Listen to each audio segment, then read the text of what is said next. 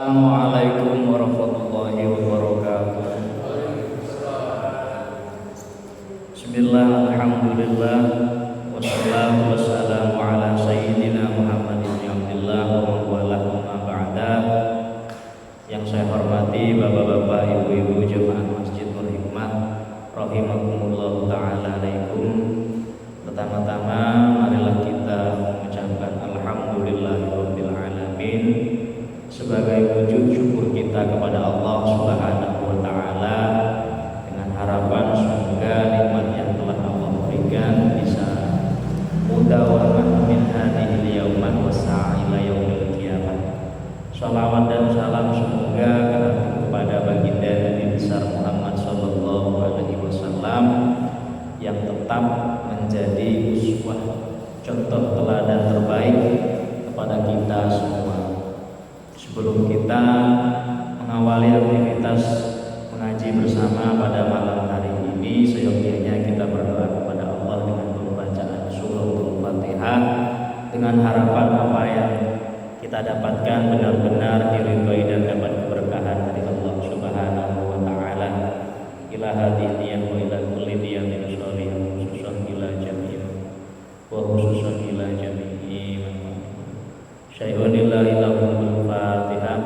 A'udzu billahi minasyaitonir rajim. Bismillahirrahmanirrahim. Alhamdulillahirabbil alamin arrahmanir rahim maliki yaumiddin. Iyyaka na'budu wa iyyaka nasta'in. Ihdinas siratal mustaqim. Shiratal ladzina an'amta 'alaihim ghairil maghdubi 'alaihim waladdallin. Amin. Bismillahirrahmanirrahim. Al-haditsus sabi' asyar. Hadis Kitab Arba'in Nawawi masuk hadis yang ke-17. Hadis yang ke-17 ini akan berbicara tentang perbuatan baik atau yang disebut dengan al-ihsan. Jadi antara ihsan kemudian khair dalam bahasa Arab itu maknanya sama. Akan tetapi secara strata atau secara derajat, ihsan itu lebih mengarah kepada perbuatan baik yang sifatnya itu ada hubungannya baik dengan Allah ataupun terlebih dengan manusia. Akan tetapi kalau itu menggunakan bahasa khair itu lebih banyak orientasinya kepada sesama makhluknya Allah Subhanahu wa taala. An Abi Ya'la Shaddad bin Uwais, diceritakan dari Abi Ya'la Shaddad bin Uwais radhiyallahu an Rasulillah sallallahu alaihi wasallam bahwasanya Nabi Muhammad bersabda, "Innallaha katabal ihsan ala kulli syai'in." Wahai manusia, ketahuilah bahwa Allah mewajibkan kepada kalian untuk al-ihsan, berbuat baik, ala kulli syai'in, dalam setiap hal, setiap keadaan. Bahkan fa-idza qataltum, kalau kalian membunuh, fa ahsinu al-qitlata, bunuhlah dengan cara yang baik. Wa idza dzabahtum, kalau kalian menyembelih sesuatu, fa ahsinu adzabhata, baguskanlah perbuatan atau lakukan penyembelihan dengan cara-cara yang terbaik. Di antaranya wal yuhidda ahadukum syafratahu, tajamkan pisau kalian, wal yurahid dabihatahu, manjakan hewan yang akan kalian sembelih. Jadi Islam yang dibawa oleh Nabi Muhammad itu tidak hanya melulu berhubungan dengan Tuhan semata, bahkan sampai sesuatu yang sedetail kecil mungkin itu diatur. Seperti contoh halnya penyembelihan hewan. Penyembelihan hewan di dalam Islam itu diatur sedemikian rupa. Sebagaimana biasanya kalau mungkin momentumnya hari raya Idul Adha, di mana di situ banyak sekali kurban-kurban terjadi. Itu benar-benar harus dijaga cara menyembelih kurban agar sesuai dengan syariat. Karena kalau dalam ilmu fikih kata guru saya, ketika hewan kurban tersebut penyembelihannya tidak sesuai dengan syariat, maka konsekuensinya hewan yang disembelih tersebut menjadi bangkai. Hukumnya menjadi bangkai. Artinya karena dia statusnya adalah bangkai, dikonsumsi pun tidak boleh. Ya namanya juga bangkai ya kan. Maka ya solusinya ya dibuang gitu. Mungkin bisa tulang belulangnya atau kulitnya digunakan. Caranya yang pertama jelas, penyembelihan itu syaratnya yang pertama mengucapkan lafaz bismillahirrahmanirrahim. Untuk hal-hal yang lain itu sifatnya sunnah. Kewajiban yang nomor 2, pisau yang digunakan untuk menyembelih itu benar-benar harus tajam. Sekiranya sekali 2 atau 3 kali itu urat nadi dan jalan darahnya itu semuanya putus tenggorokannya. Dan yang terakhir, ketika menyembelih, kalau tata caranya, kalau sekiranya belum putus ketika terlihat, jangan diangkat pisaunya. Jadi pisaunya itu jangan diangkat terlebih dahulu. Tidak ada penyembelihan kedua dan ketiga. Harus sekali sekali putar di leher, baik itu hewannya besar maupun kecil. Sehingga untuk mengakali semacam itu, nah biasanya para jagal ya bahasanya. Jagal itu yang mengerti tata caranya, itu pisau itu nggak diangkat dari leher. Karena kalau sudah diangkat kemudian ditaruh lagi di leher dan ketika diangkat kok ternyata ada urat nadi yang wajib terputus itu belum putus, atau ada tenggorokannya belum putus, itu gorokan yang kedua itu dianggap secara fikih tidak sah, karena itu berarti melakukan 2 kali penyembelihan. Karena melakukan 2 kali penyembelihan sehingga itu dianggap tidak sah dan status hewannya itu dianggap sebagai bangkai. Sehingga panjenengan yang mungkin memiliki keahlian dan tugas dalam penyembelihan, kalau mau belajar silahkan menggunakan ayam mungkin terlebih dahulu ya. Tapi kalau sampai putus lehernya atau kepalanya itu tidak apa-apa sebenarnya, itu cuma makruh saja. Seperti pengalaman saya pertama kali ketika menyembelih ayam, itu mungkin saking hati-hati dan takutnya, itu kepalanya sampai putus gitu. Saking hati-hati dan takutnya. Ya karena bukan ayam milik sendiri, ayam milik teman-teman urunan, malam Jumat mau masak-masak, nggak ada yang berani menyembelih, akhirnya saya beranikan sebagai praktek pertama saya. Terlalu semangat itu nyembelihnya itu. Dan alhamdulillah kemarin ada kesempatan untuk yang lebih besar. Di rumah mertua itu menggunakan bukan ayam lagi, tapi kambing gitu. Itu juga pengalaman pertama saya menyembelih kambing itu. Jadi memang benar-benar dipraktekkan di dalam Islam. Bahkan sebelum yang baik itu jangan sampai kalau hewannya itu terlalu banyak ya, dialihkan perhatiannya. Jangan sampai mereka itu melihat hewan teman-temannya mati disembelih. Itu salah satu cara memanjakan hewan yang akan disembelih. Jadi sampai sedetail ini Islam mengajarkan kita untuk berbuat baik, yaitu berbuat ihsan.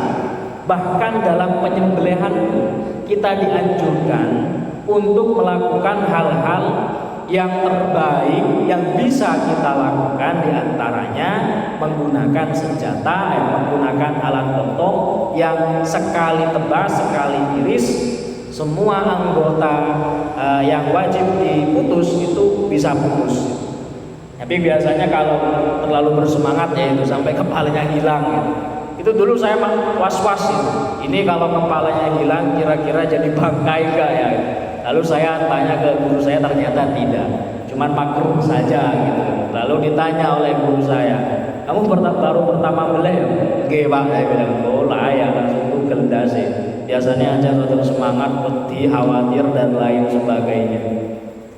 Bahkan faida qataltum, kata Nabi, kalau kalian ingin membunuh seseorang ya, fasinu al-qitlata, maka dengan cara yang baik. Maksudnya membunuh di sini satu, mungkin eksekusi mati, yang jelas dong. Tidak mungkin Islam mengajarkan kita membunuh sesama, enggak. Itu mustahil itu. Kalau di sana ada kewajiban untuk membunuh orang lain, pertama ada hukum kisos, ya kan ya. Di dalam Islam itu ada hukum kisos.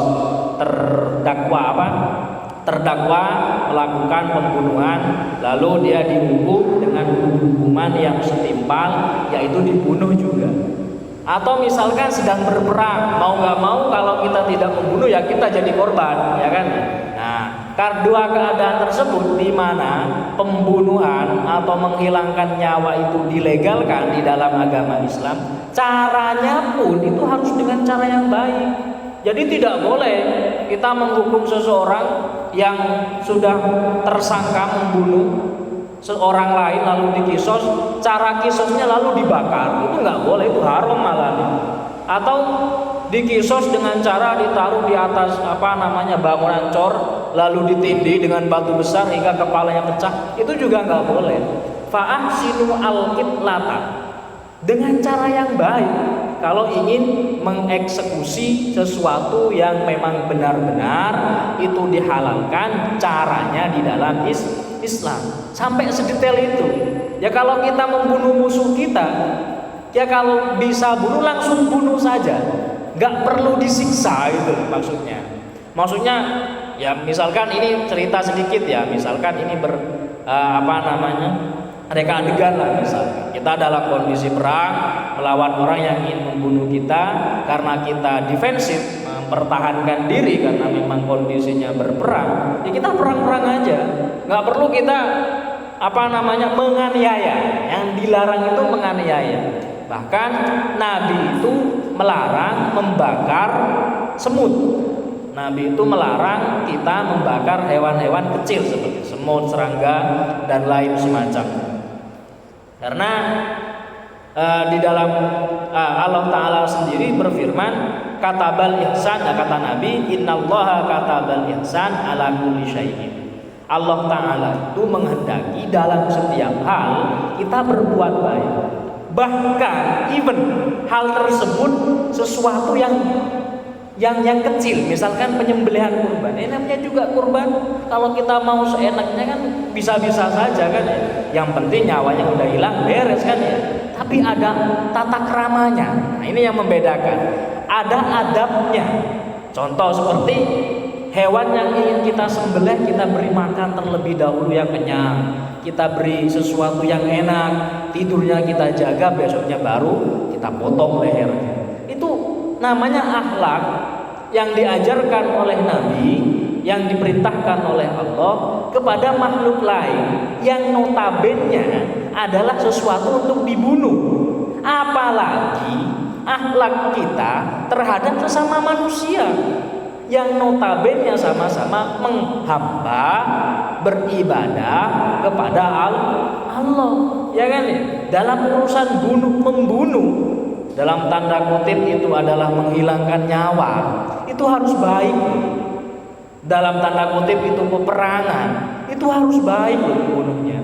Nggak perlu ketika kita sudah menawan musuh karena kita dendam, musuhnya kita aniaya, kita mutilasi sampai kita bakar, itu diharamkan di dalam Islam. Itu jelas musuh loh itu. Apalagi orang lain, apalagi dia sesama muslim, terlebih saudara sendiri, terlebih dia tetangga sendiri, justru hak-haknya jauh lebih besar, masalah perilaku dan lain semacamnya. Jadi Nabi Muhammad mencontohkan di dalam hadis ini, perbuatan sekecil hal yang memang notabene membunuh itu harus baik, apalagi perbuatan yang sifatnya ada hubungannya dengan orang lain, baik itu tetangga, baik itu rekan kerja, baik itu sesama penganut agama yang lain, baik itu dengan ormas yang lain dan lain semacamnya, itu harus ihsan. Karena kata Nabi Muhammad SAW di sini, ala kulli syai'in, terhadap semua hal apapun itu, ya kan ya. Nah, Nabi ini mencontohkan sesuatu yang menghilangkan nyawa, ya kan. yang paling kecil lah, yang paling remeh lah yang dicontohkan oleh Nabi. Bahkan untuk menghilangkan nyawa makhluk hidup itu harus dengan cara yang baik. Apalagi merawat kehidupan, ya kan? Apalagi merawat lingkungan, merawat ikatan dan hubungan, tentu harus jauh lebih baik. Semoga kita semua oleh Allah Subhanahu wa taala diberi hati yang lapang dan konsisten dalam melakukan kebaikan-kebaikan yang memang hal itu dianjurkan oleh Allah Subhanahu wa taala, agar Islam benar-benar dikenal oleh orang lain lewat perilaku kita, bukan status kita, tapi Islam yang dikenal oleh orang lain karena akhlakul karimah kita, perilaku kita terhadap lingkungan dan orang lain. Sekian dari saya, kurang lebihnya mohon maaf. Ihdinas siratal mustaqim. Assalamualaikum warahmatullahi wabarakatuh.